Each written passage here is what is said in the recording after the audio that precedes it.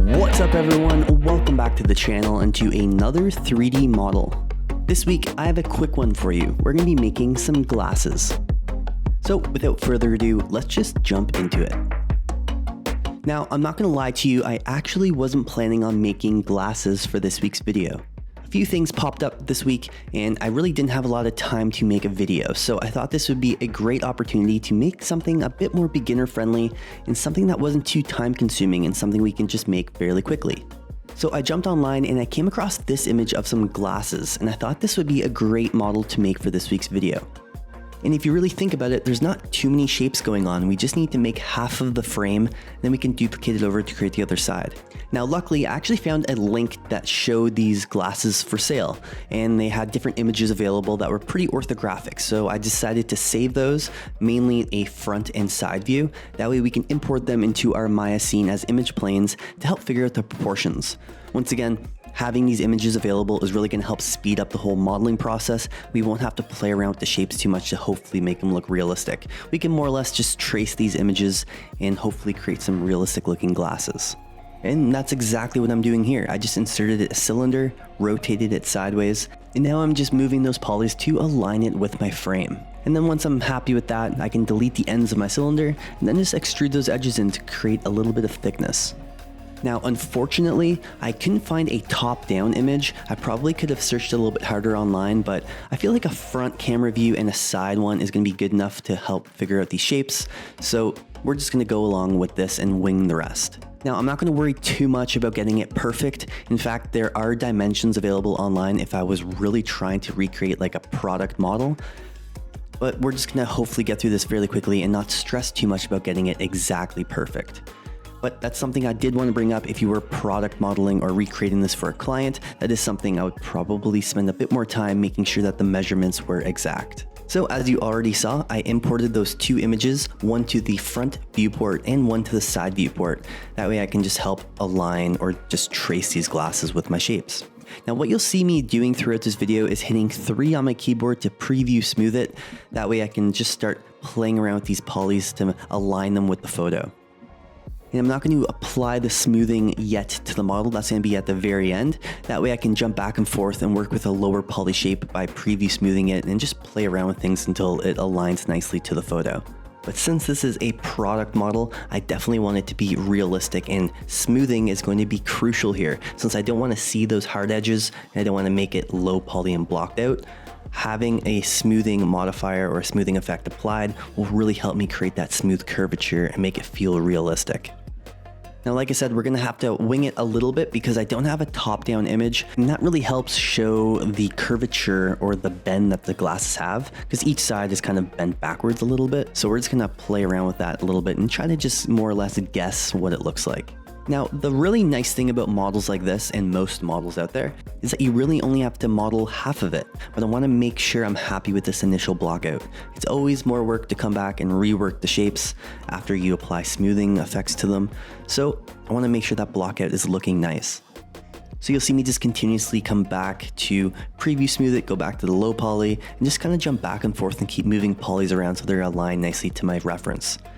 Another really quick thing you're going to see me do here is I already created basically the eye piece, this main shape, along with the top metal piece that goes on the top. But to create the bottom one, rather than just extruding the edge to kind of match my photo to create that curvature, I'm just going to duplicate that same eye piece I already have. That way I can highlight all those faces and extract them using the extract tool to separate it from the mesh. And then I already have it aligned nicely to my eyepiece. So all I have to do is highlight all those faces and extrude them, give them a little bit of thickness, and then that metal piece, the frame that goes along the bottom, is already there. There's little things you can do like that just to save yourself time rather than just inserting a plane and extruding it to try to align it nicely with that curvature. The shape is already there, so we can just reuse it. All right, enough of me talking. I'm dragging this on a little bit. Let's just continue blocking out the shapes.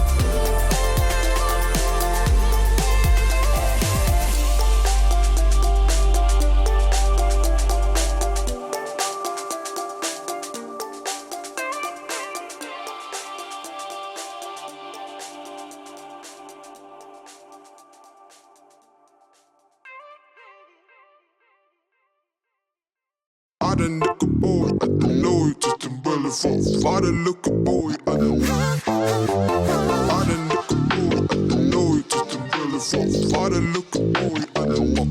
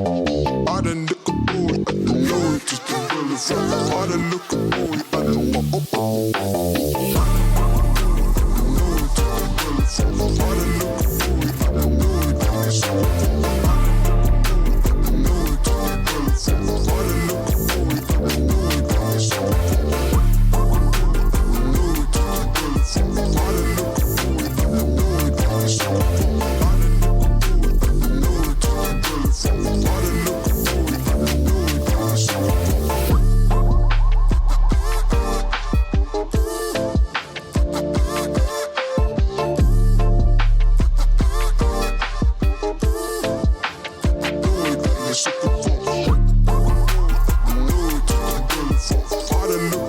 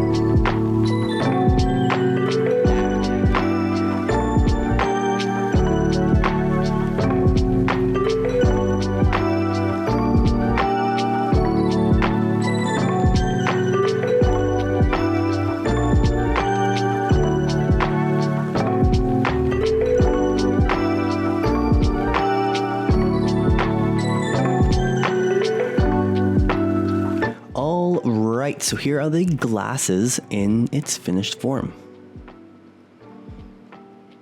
Now, as you can see, I went ahead and duplicated all the objects on this side just over to the other side, as well as the nose pieces. So a lot of these shells are actually sharing the exact same UV space. So let's go over that right now. As you can see, I have one folder, one group for one texture. An object like this, because it's so small, it really didn't need more than one material applied. So I just assigned one. That way we have one material to work with.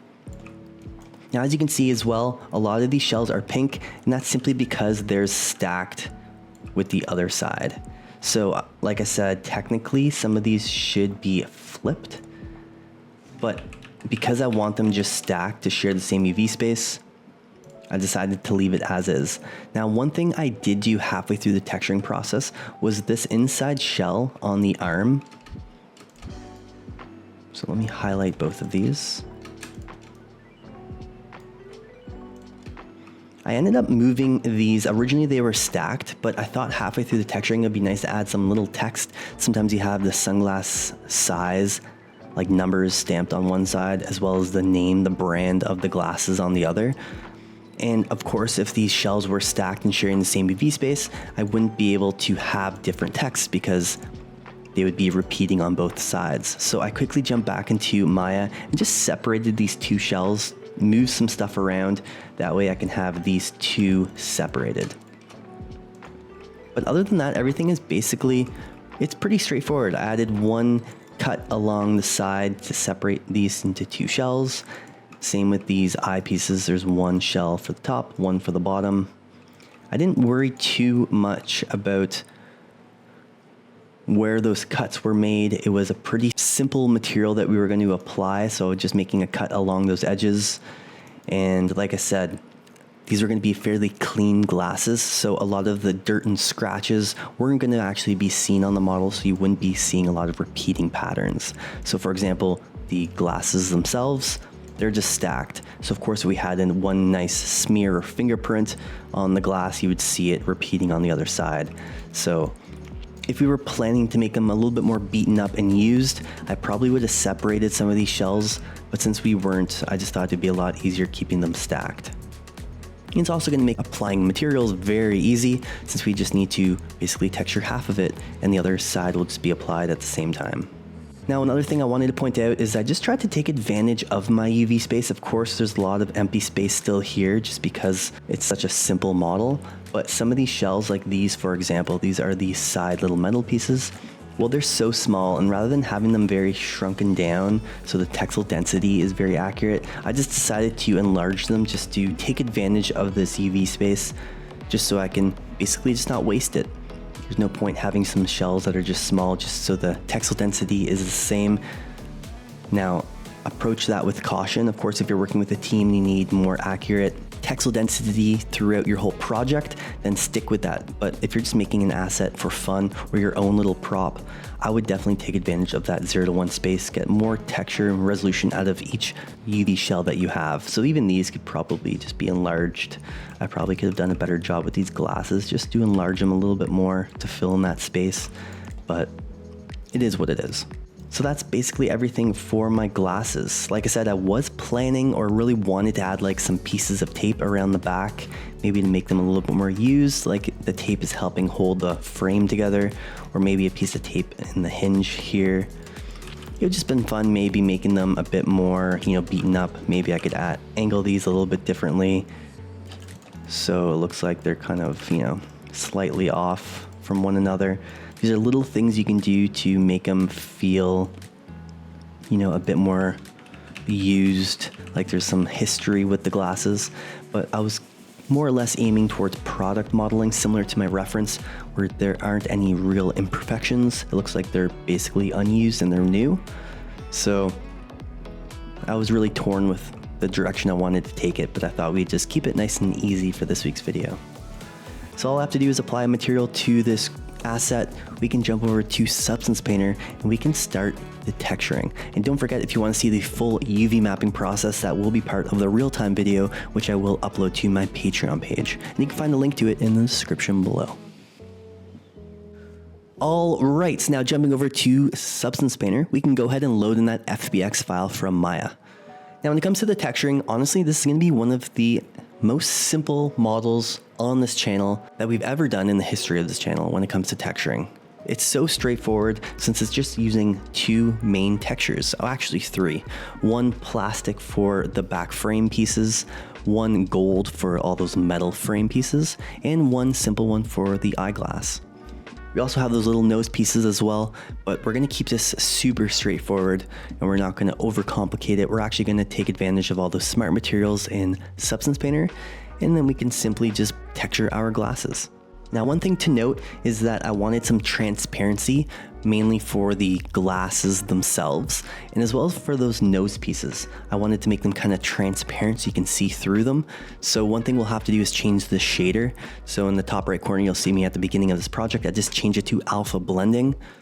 If you have any questions, feel free to reach out, but that's something I have to do so I can apply an opacity channel to my textures so I can actually have that transparency show. And I'm basically going to use that main reference as my direction. I'm basically trying to recreate these realistic glasses that I found online. So I'm not going to worry about getting everything perfect right away. We're going to fill in those empty meshes with some sort of material. I'm going to use, like I said, those smart materials, a nice plastic base for the frame and a metal one for that gold metal. And then we start tweaking the colors and the values after all those empty meshes are filled in. So this one's going to be very quick. Let's start filling in these meshes and let's texture some glasses. And don't forget, if you want to see this in all real time or you want access to the working files, you can find it on my Patreon page, which will be linked in the description below.